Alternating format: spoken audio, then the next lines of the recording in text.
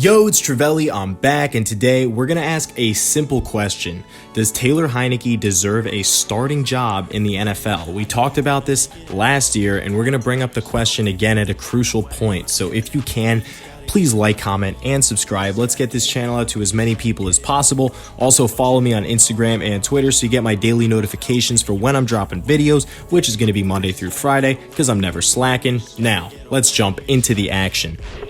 I'm living life like this. Maybe give a little glimpse, maybe give a little glimpse. So yesterday I was scrolling through Twitter during the game and I saw an overload of Washington fans just ripping Taylor Heinicke for his poor performance on Sunday. And yes, most of it was pretty much justified.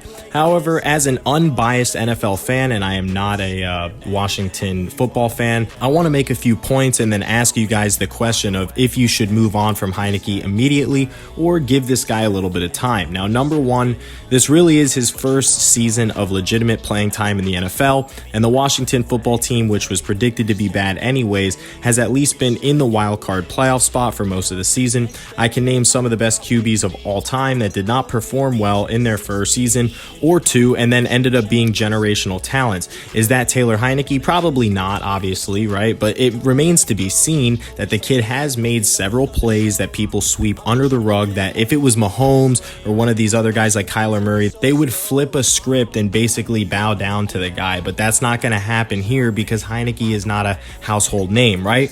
But let's jump into number two. With multiple key players being injured on each side of the ball, they still somehow stayed afloat and played respectable football in the last month or two, and people forget that they were on a 4-game win streak that included wins versus Tom Brady, Russell Wilson, and Derek Carr. The Redskins have really only been blown out by one team, and that was the Buffalo Bills. But let's talk injuries.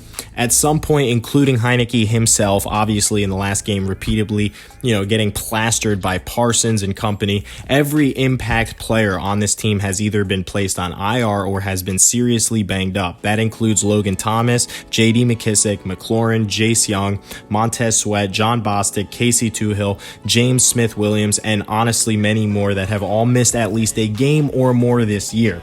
It's kind of ridiculous to ask much more from this team and this pretty much first-year starting quarterback, with the Cowboys being healthy again and basically having an elite roster across the board, but we'll get into them in a second. You can't really ask much more from what they are doing. They are in the wild card even after that loss. Now, number three, the fans were at Heinicke's throat on Sunday specifically, but I watched the game and the offensive line looked like a steaming heap of garbage. People were blaming Heinicke when most plays, if you just use your brain, they were calling intermediate routes after the initial screen was batted into an interception on a highly unlikely play. They abandoned short throws for a time. He had no time to get to receivers deep or over the middle where the coverages were literally soaking up McLaurin and company.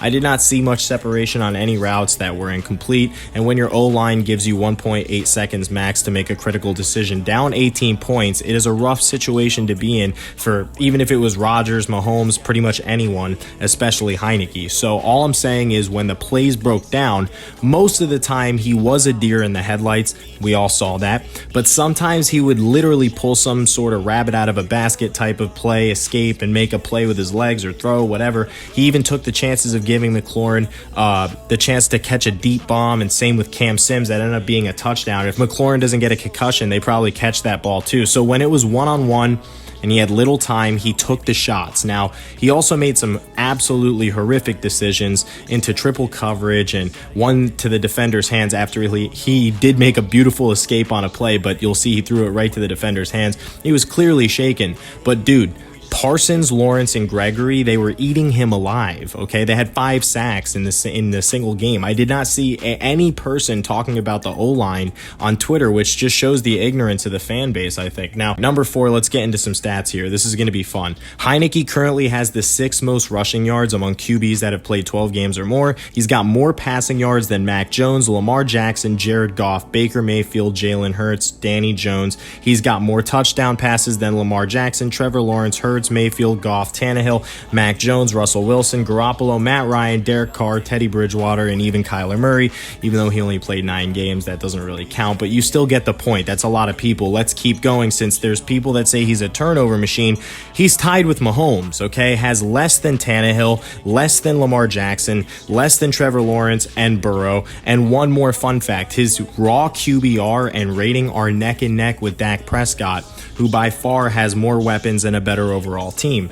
Now, this guy is, in my opinion, a rookie. However you want to look at it, he played the playoff game versus Tom Brady. He maybe has played some sputter moments here or there in the past, but this is his first season where they tailored the offense, no pun intended, to him and said, okay, this is your show, let's go. And all I'm saying is, if you look at the other quarterbacks that are in a first-year situation like Lawrence, or even some of the second-year players like Burrow, you're seeing that he has less interceptions than them. You can't really just expect this guy from a year one standpoint to go from playing at Old Dominion to being a top 5 or top 10 quarterback in the league, but he's at least a top 20 quarterback and he's keeping your team afloat. That would be the devil's advocate. Now, number 5, the last reason why Taylor Heinicke is getting too much hate is because for some reason this dude plays ball versus Tom Brady, which for the next 5 years could be a ticket to the Super Bowl. If you like history repeating itself with the New York Giants reincarnated into Taylor Heinicke, you could see this guy maybe winning like a wild card playoff game on the road in Tampa Bay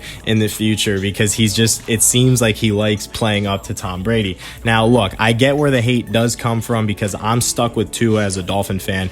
We have to give these guys time, okay? If the O-line is healthy, Chase Young, Logan Thomas, and the rest of the boys are healthy, you don't think they can't make it deep? Like, Heinicke needs 3 seconds, and I think he's good. He'll make a better decision moving forward in his second year. I just want to know if anyone else thinks the fans are being too harsh too soon. Let me know in the comments below.